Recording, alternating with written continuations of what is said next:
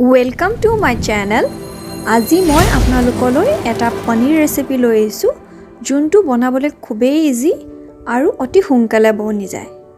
তেনেহলে আহকচোন ৰেচিপিটো ষ্টাৰ্ট কৰো আৰু এয়া সক মই মগজ দানা লৈছো যোনখিনি মই কিছু সময়ৰ কাৰণে পানীত এদৰে তিয়াই থৈ দিছো যাতে পিচিবলৈ সুবিধা হয় আৰু এয়া হৈছে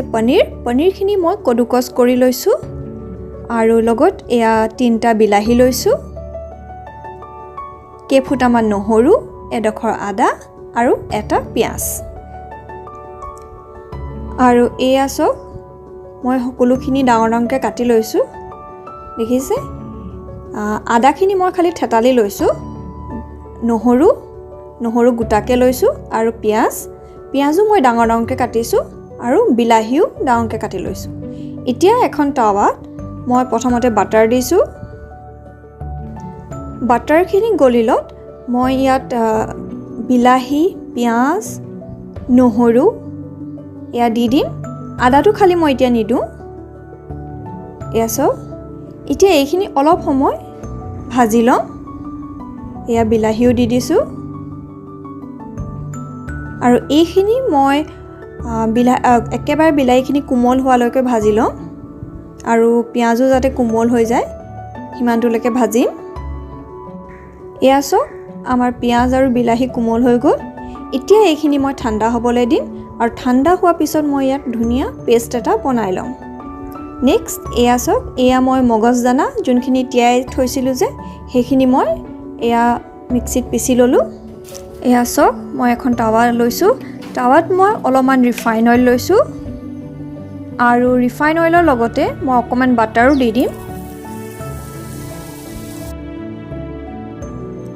আৰু বাটাৰখিনি গলিলত মই এতিয়া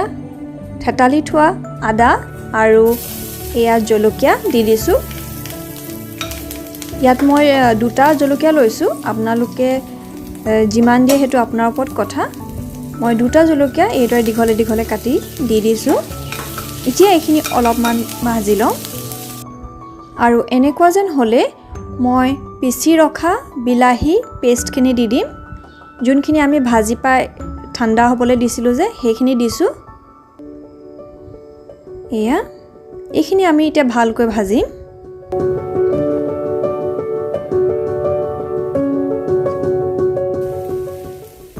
এয়া মিক্সিটোত বহুত মছলা লাগি থাকে কাৰণে মই অকণমান পানী লৈ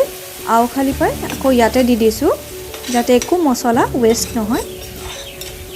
নেক্সট আন্তাজ মতে নিমখ দিব অকণমান হালধি আধা চামুচ মান ধনিয়া পাউডাৰ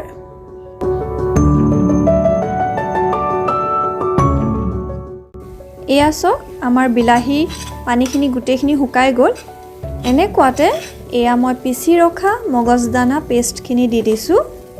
এইখিনিও ভালকৈ লৰাই লম অকণমান চেনি দি দিছো বৰ বেছিও দিব নালাগে অকণমান